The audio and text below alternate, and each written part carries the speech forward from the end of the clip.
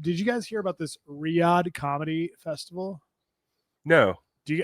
Okay, so basically, you know how I'm sure JP knows about this. Is that Saudi Arabia? Yeah. So Saudi Arabia has crazy oil money, obviously, and they're trying to like dip their hands into the entertainment industry. Yeah. So like, I don't know if you've noticed this, but like a lot of major boxing events have been taking place in random ass Saudi Arabia. Boxing, wrestling, they've tried to take over golf. I don't know why it took them this long to figure out America will totally take your money. Yeah. You can take over whatever industry you want. Just throw shit tons of oil money at us. And they have way more money to work with than like whatever these promoters are dealing with these days. So anyways, so all these boxing events, these major boxing events that like would never be able to take place in the US are taking place over there because they're paying them insane amounts of money. I think Canelo versus Bud Crawford is taking place there tomorrow. Yeah.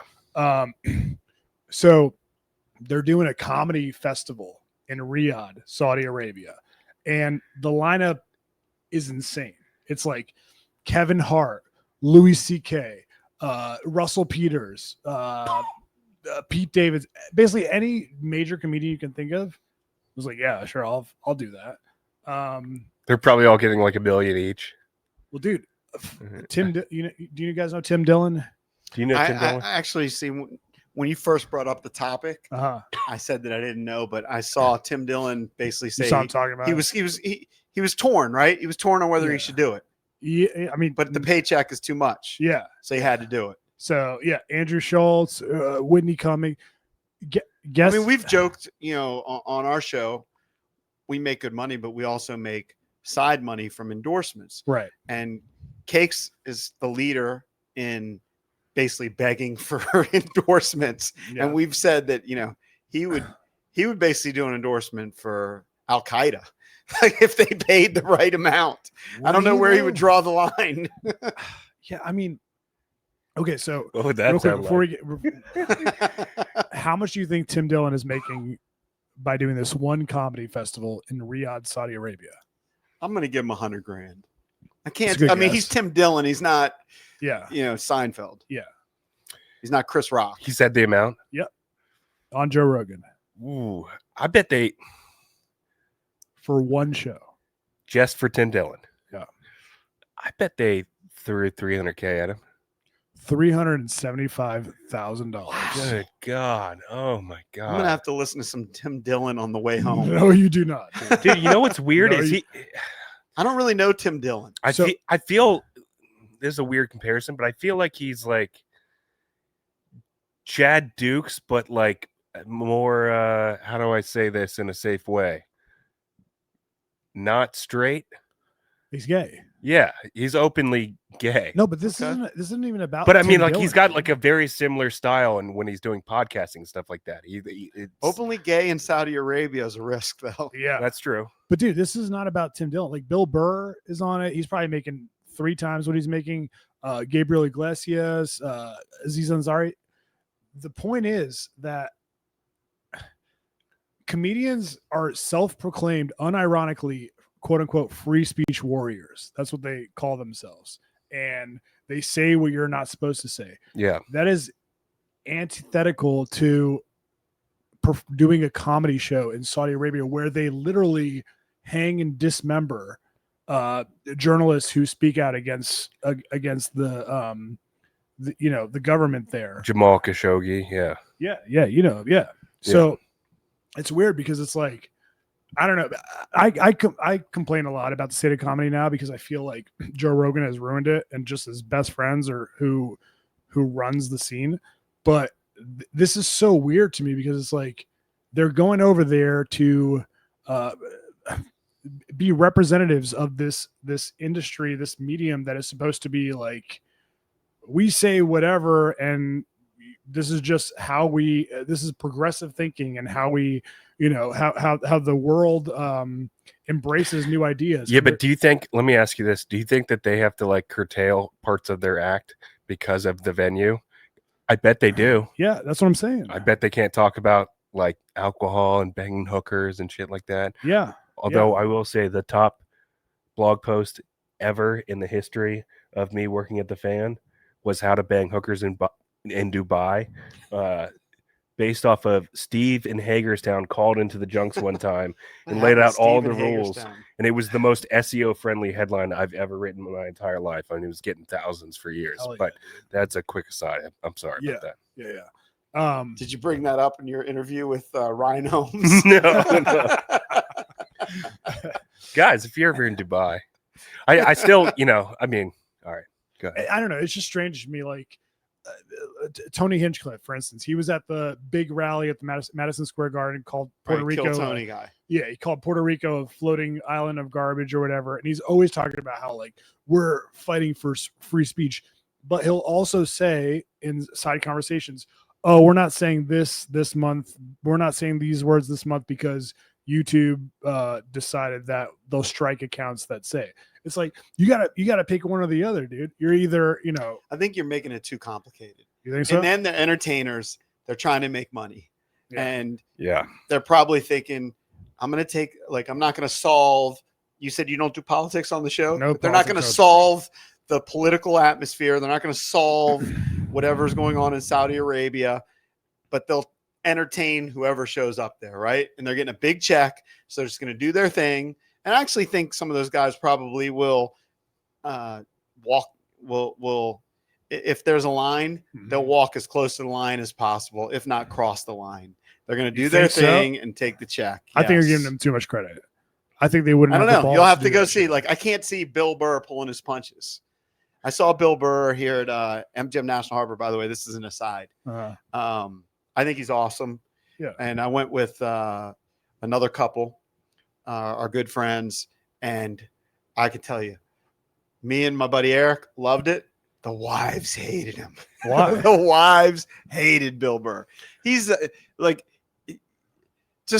he's a guy's comedian. There's no doubt. That's true. Who's bitching about his marriage and bitching about his wife. That's true. I do forget about that. Like he's gotten softer as he's aged, but he is still very much like full of anger and rage, and I think that leads like his thinking most of the time.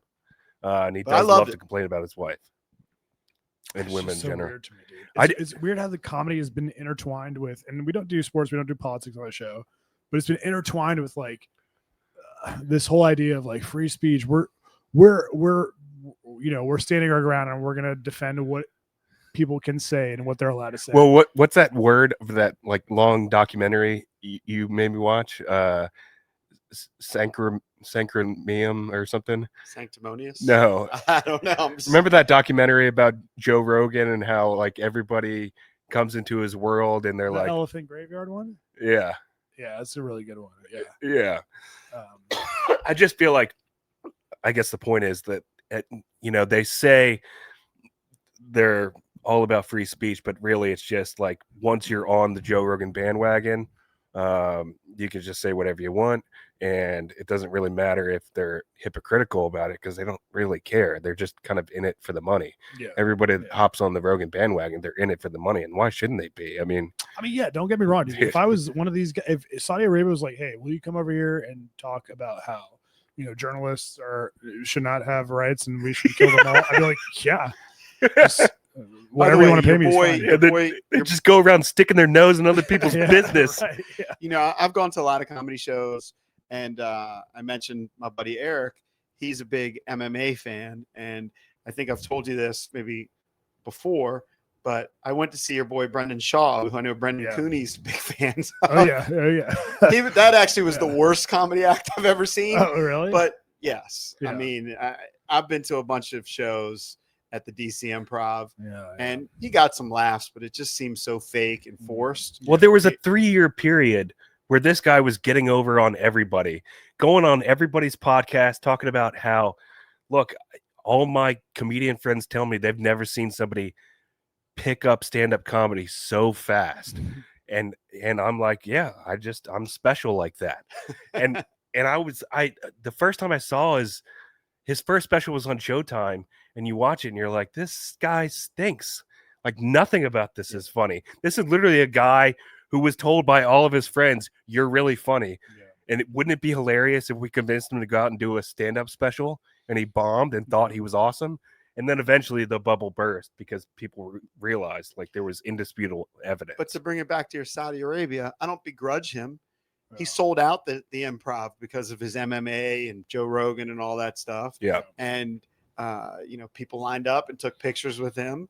And eventually, his star's fallen, right? But these people they're going there for a paycheck. Let's be real. They're not going over there to make some sort of political statement. Yeah. They can't. Yeah, that's true. They're not the president. It's no different than, like you said, Cakes, he would do a live read for, what was it? Al-Qaeda? I'm joking. I think he draws the line at Al-Qaeda, but he'd get close. What's up, Rickies? You know any jihadists out there? Alhamdulillah. We're going to be lopping people's heads off this weekend. We've got silly monkey bars. Come on out and get your money. I'm butt size for Bismillah ar-Rahman ar-Rahim. Dude, the reason I think. Hey, we all do it. You know that I once did. If I wanted to go down the road of spots that I'm somewhat embarrassed to have done, there were months when I did a label maker, Brother P Touch, and I did a ropeless jump rope, whatever the heck it was called. I did spots for ropeless jump rope. Okay. Did you try it? Was it? I don't think they ever sent me. Okay. One. I guess the reason that it pisses me off is because I used to go to stand-up comedy shows all the time. Yeah. I used to love going to stand-up, and I really revered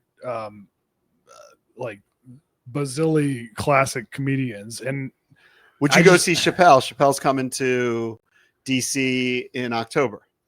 Yeah, probably. I don't know. I've seen him before. I don't really think.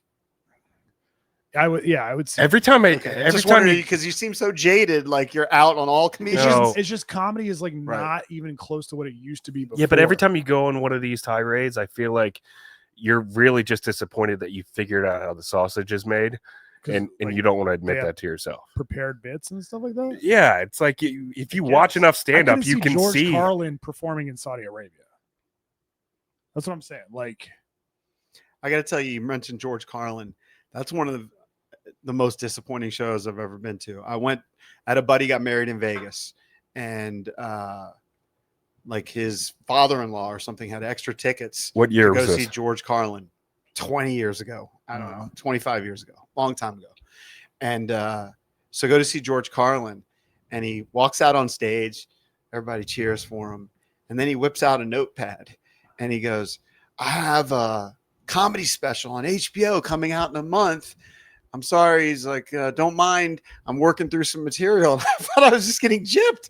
I was like, this is his rough draft. So this is just his tryout show. He's trying material. Yeah. We're in Vegas at this big arena with thousands of people, and he's just trying shtick, and he's looking at his notebook.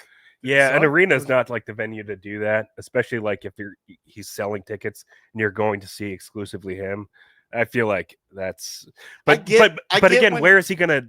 Where is? I mean, I know I get you hear comedians that like to work out their stuff. Do that in the small clubs. Yeah, I agree. Vegas. Wait, what was? Did it suck? Was it a bad show? It was okay. Yeah, I wasn't overly. He just kept going back to his. Yeah. I remember Cakes and I saw Richard Lewis, who I think is hilarious. Yeah, and sometimes maybe you set a bar too high for legends. Yeah, and his shtick is kind of stream. It's obviously planned out, but it sounds like stream of conscious, and his stories would meander and everything. I wasn't blown away by him. I've been blown away by some guys that aren't huge. My wife and I saw a guy. I love him, Steve Trevino. He just does kind of he's a little bit maybe a Gaffigan type. Oh, is he Puerto Rican? He's Mexican.